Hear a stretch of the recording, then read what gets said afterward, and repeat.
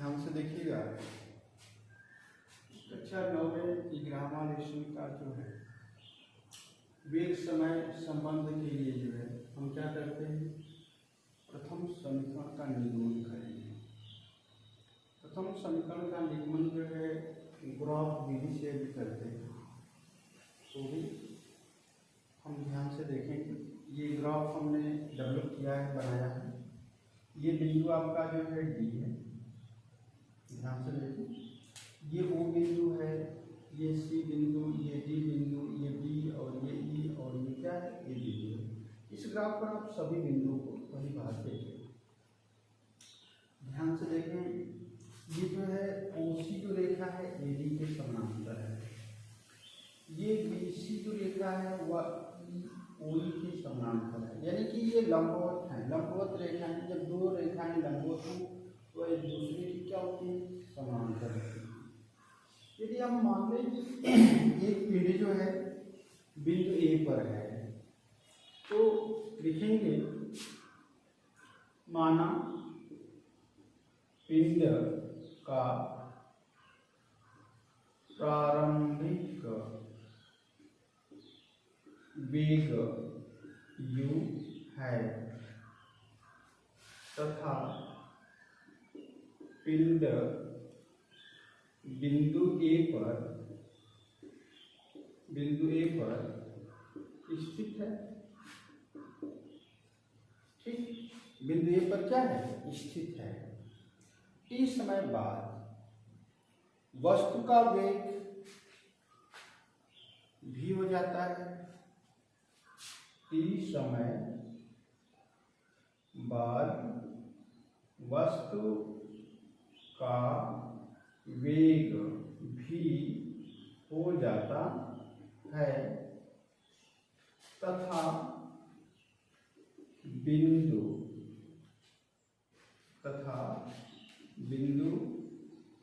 B पर स्थित है। ठीक, ये बिंदु बी पर चला गया। जब यह पिंड बिंदु बी पर जाएगा तो उसका वेग जो है, तो उस पिंड का वेग भी है। जब वह बिंदु बी पर जाएगा तो उसका वेग क्या हो जाएगा, v हो जाएगा। तो हम जो है t समय में, समांतराल t में वेग परिवर्तन को दर्शाएगा। तो ध्यान से देखेंगे, ये BD इक्वल्स टू क्या है, ये BD बराबर हम लिखेंगे BC minus CD। BD equal to हम क्या लिखेंगे, ये BC माइनस CD। ये हमारा क्या, ये जो है वेग परिवर्तन को दर्शा रहा है। ये ध्यान से देखें, यहाँ पर जो हमारा वेग है, यहाँ से यहाँ तक वेग जो v है, फिर यहाँ से यहाँ तक वेग क्या है, u है। तो ये देखिए BC में से हम क्या DC को घटा दिए, तो ये किसको दर्शाता है, वेग परिवर्तन को दर्शाएगा। यानी t समय में वेग परिवर्तन जो होगा, यहाँ पर हम लिख भी सकते हैं t समय में वेग परिवर्तन। तो ध्यान से देखें आप कि t समय में वेग परिवर्तन कितना होगा। यहाँ से ये पिंड यहाँ जाता है तो t समय लगता है। तो यहाँ से यहाँ तक जाने में t समय लग रहा है। तो ध्यान से देखिए, समय को दर्शाता है, ये वेग को दर्शाता है। तो आपका ये पिंड यहाँ से यहाँ तक गया है, तो ये शून्य से ये b तक v है, यानी अंतिम वेग है। और यहाँ से यहाँ तक क्या है, प्रारंभिक वेग है, इसको u कहते हैं। तो BD equal to BC minus CD, यानी वेग परिवर्तन को दर्शाएगा। जब वेग परिवर्तन को दर्शाएगा तो अब ध्यान से देखेंगे, BD बराबर BC माइनस CD हो गया है। तो ये तो आपका हो गया वेग परिवर्तन। अब जो है समय अंतराल क्या है, समय अंतराल OC है। यानी एडी को भी हम मान सकते हैं, क्या मान दें,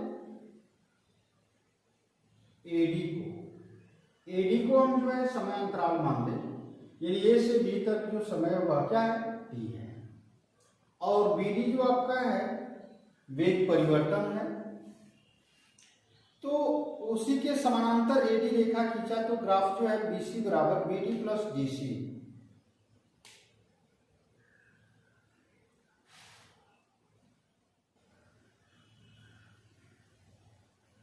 तो अगर हम बीडी का मान जो है ज्ञात करें तो ये बीसी बराबर भी है और ये क्या है माइनस यू है और बराबर क्या हो गया बीडी, सॉरी ये बीडी हो जाएगा।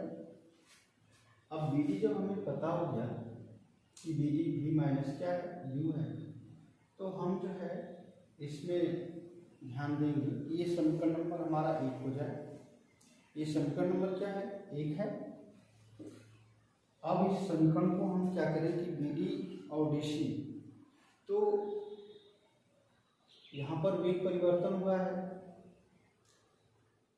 लेकिन समय परिवर्तन से हम क्या करें इसको भाग दें, तो ये जो है त्वरण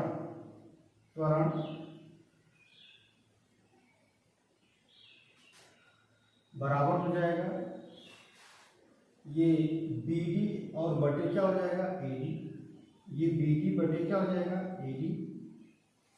यहाँ पर हम देखिए एडी इक्वल्स टू क्या है ओसी है और बराबर क्या है टी के। तो ए बराबर हम लिखेंगे बीडी का मान भी माइनस यू बटे क्या हो जाएगा टी। तो भी बराबर ए टी और प्लस क्या हो जाएगा, या आप यहाँ पर लिखें भी माइनस यू बराबर क्या ए टी। तो भी बराबर u प्लस क्या हो जाएगा ए टी। इस तरह से आप ध्यान से देखें त्वरण बराबर होता है, यानी त्वरण वेग परिवर्तन की दर को हम त्वरण कहते हैं। तो वेग परिवर्तन और लिया गया समय, वेग परिवर्तन यहाँ पर आप जो है बल्कि लिखें त्वरण बराबर होता है वेग परिवर्तन और बटे क्या समयांतराल। तो ध्यान से देखिए वेग परिवर्तन क्या है, ये बीडी ही वेग परिवर्तन है और समयांतराल क्या है एडी है, इसलिए हम त्वरण बराबर बीडी बटे क्या लिखिए एडी। तो भी माइनस यू बटे क्या हो गया टी। तो ए बराबर भी माइनस यू बटे टी हो गया, तो टी से आप इसे गुणा कर देंगे तो भी माइनस यू बराबर एटी हो जाएगा। तो u आपका इधर ट्रांसफर होगा, तो ये माइनस था तो प्लस हो जाएगा, तो u प्लस एटी भी बराबर क्या हो गया u प्लस एटी। ये जो है आपका गति का दूसरा समीकरण, इसको आप कर सकते हैं, या ये प्रथम समीकरण आपका है। अब इसी से संबंधित आपका दूसरा प्रश्न भी आपका होगा, ये जो आपका समलंब चतुर्भुज बन गया, देखिए ओ सी डी बी ए, ओ सी डी बी और ए क्या है, ये आपका जो है एक समलंब चतुर्भुज है।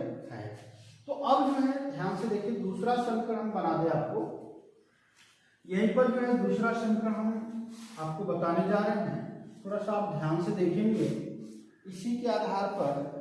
तो ये लिखेंगे वेग परिवर्तन, यानी कि आप लिखेंगे चली गई दूरी, यानी पिंड द्वारा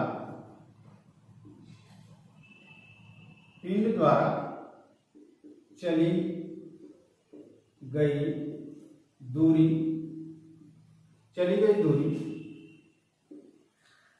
यश बराबर लिखेंगे समलंब चतुर्भुज का क्षेत्रफल, समलंब चतुर्भुज का क्षेत्रफल। तो समलंब चतुर्भुज का क्षेत्रफल, तो ये समलंब चतुर्भुज आपका यहाँ पर, बल्कि आप समलंब चतुर्भुज लिख भी गए, बना दे रहे हैं हम ओ सी बी और क्या ए, ये आपका समलंब चतुर्भुज है। तो ध्यान से देखेंगे यश यानी बराबर, ये लिखेंगे आयत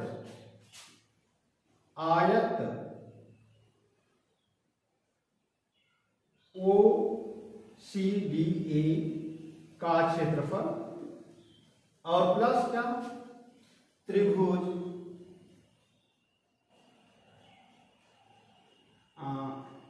या इसको आप इस तरह से भी लिख दें, एरिया ऑफ चतुर्भुज ओ सी डी ए और प्लस एरिया ऑफ त्रिभुज ए डी बी के। तो यश बराबर आप लिखेंगे इसका क्षेत्रफल, ये क्या है OC, और गुणे क्या लिखेंगे OA, और प्लस लिखेंगे एरिया ऑफ त्रिभुज इतना 1/2, ये लिखेंगे AD लिखेंगे, और गुणे क्या लिखेंगे BD, गुणे क्या हो गया BD। तो OC बराबर क्या होता है, OC बराबर T है, और OA बराबर क्या है, OA इक्वल्स टू U है, AD बराबर क्या है, तो A से D तक की दूरी जो आपकी क्या है T है, ठीक है, क्योंकि OC AD के क्या बराबर है, और BD बराबर क्या है, BD इक्वल टू आपको हम बता दें कि BD इक्वल टू है ये BC माइनस क्या DC है, तो BC बराबर क्या है V है, माइनस क्या हो गया U। अब ये सभी मान इस पर पुट करें तो ये यश बराबर क्या हो जाएगा, OC का मान क्या है T है, गुणे OA का मान क्या है U है, और प्लस 1/2 है, ठीक है, और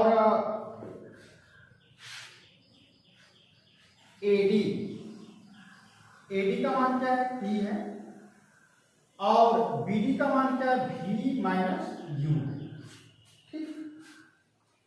तो यहां पर देखिए यश बराबर UT हो जाएगा माइनस हो जाएगा, तो थोड़ा सा ध्यान से देखिए प्लस 1/2 लिख दें, और ये T² लिख दे, और ये V माइनस U बटे क्या लिखे T, क्योंकि T से ऊपर गुणा किए T से नीचे भाग दे दिए, कोई दिक्कत नहीं है। तो यश बराबर हम लिखेंगे ये UT प्लस 1/2, और इसका मतलब होता है यहाँ पर हम लिख दे रहे हैं V minus U/T equals to A, यानी त्वरण होता है, तो ये हो जाएगा T² इंटू A हो जाएगा, तो यश बराबर हम लिखेंगे UT प्लस हाफ AT², ये गति का क्या हो गया दूसरा समीकरण हो गया।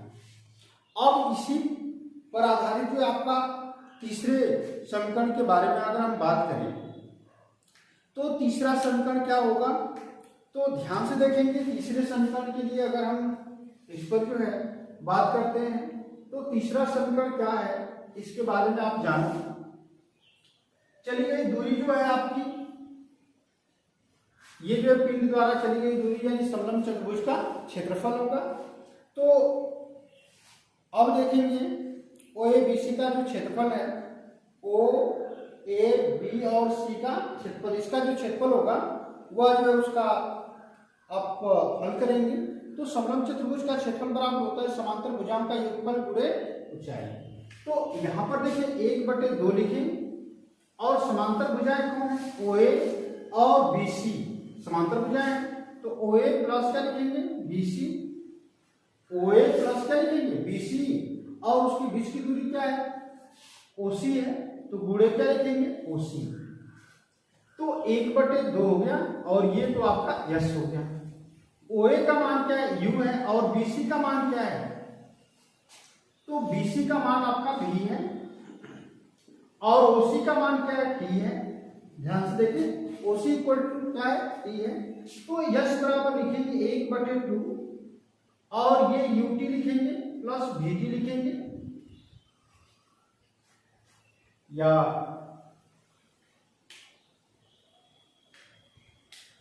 हम जो है यहां पर जो है एक काम करें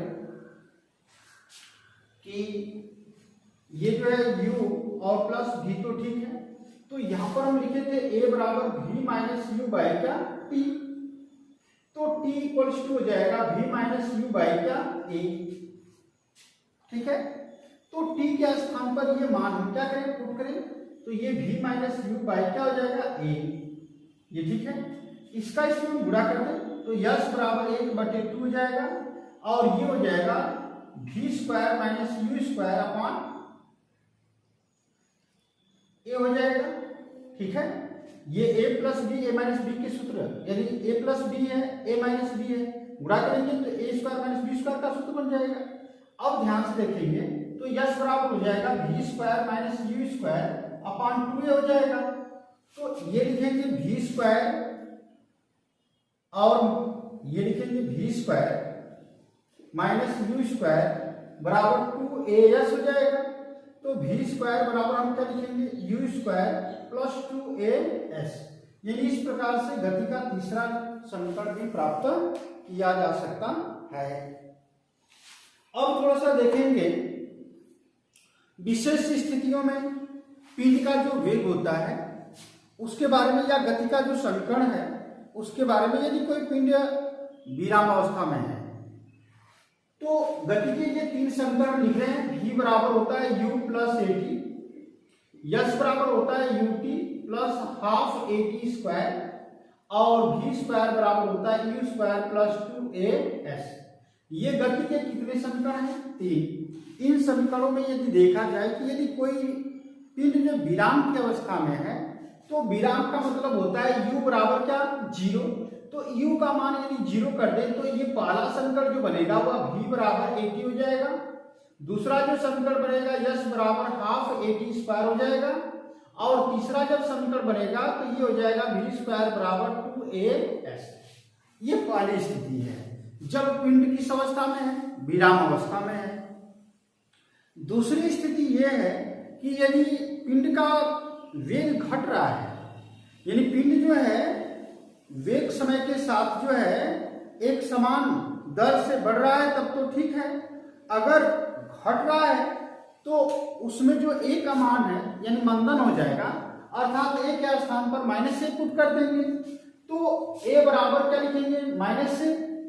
तो v बराबर हो जाएगा u माइनस ए टी, और यश बराबर हो जाएगा u T minus half A T square, और v स्क्वायर बराबर हो जाएगा u स्क्वायर, क्या हो जाएगा? u square minus 2as।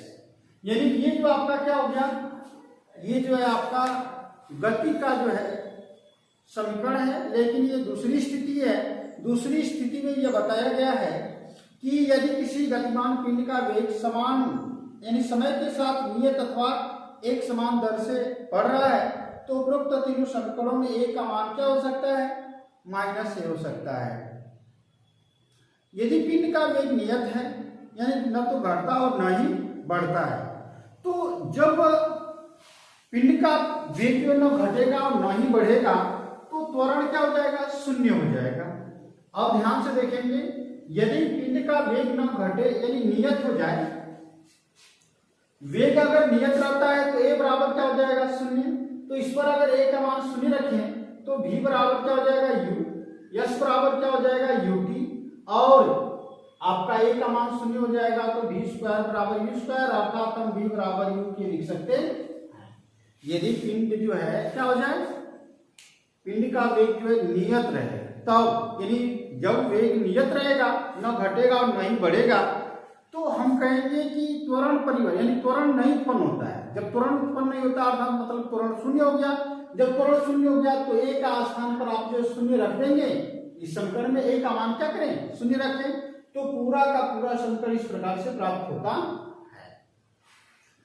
अब देखेंगे, अगर कह रहा है कि विशेष समय n में सेकंड में वस्तु द्वारा तय की गई दूरी, तो ये आपको जो है लगाना होगा n सेकंड में तय की गई दूरी। तो यश बराबर u प्लस हाफ a और 2n माइनस 1 ये फार्मूला है। इस फार्मूले के आधार पर n सेकंड में तय की गई दूरी जो है ज्ञात की जा सकती है। देखेंगे एक समान जो है वृत्तीय गति, एक समान वृत्तीय गति क्या है? यदि कोई वस्तु जो है वृत्तीय पथ पर एक समान चाल से गति करे तो उसकी जो गति होती है एक समान वृत्तीय गति कहलाती है। जैसे घड़ी के सुई की चाल, घड़ी के सुई की चाल का उदाहरण अगर हम दें, या पृथ्वी के चारों ओर जो ग्रह हैं और उपग्रह हैं वो चक्कर लगाते हैं, वो निश्चित समय में एक चक्कर पूरा कर लेते हैं, तो उनकी जो गति है या घड़ी जो है घड़ी की सुई एक निश्चित समय में एक चक्कर पूरा करती है तो उनकी जो गति है एक समान वृत्तीय गति कहलाती है। अब थोड़ा सा अगर हम बात करें आगे तो इसमें जो चेक पॉइंट 11.3, 11.2 और 11.1 है उनको आप भली बात जो है पढ़ें और उनके उत्तर लिखने का प्रयत्न करें। ठीक, अब इस लेसन में तो इतना ही पढ़ाया जाएगा और ये लेसन आपका यही समाप्त होता है। धन्यवाद।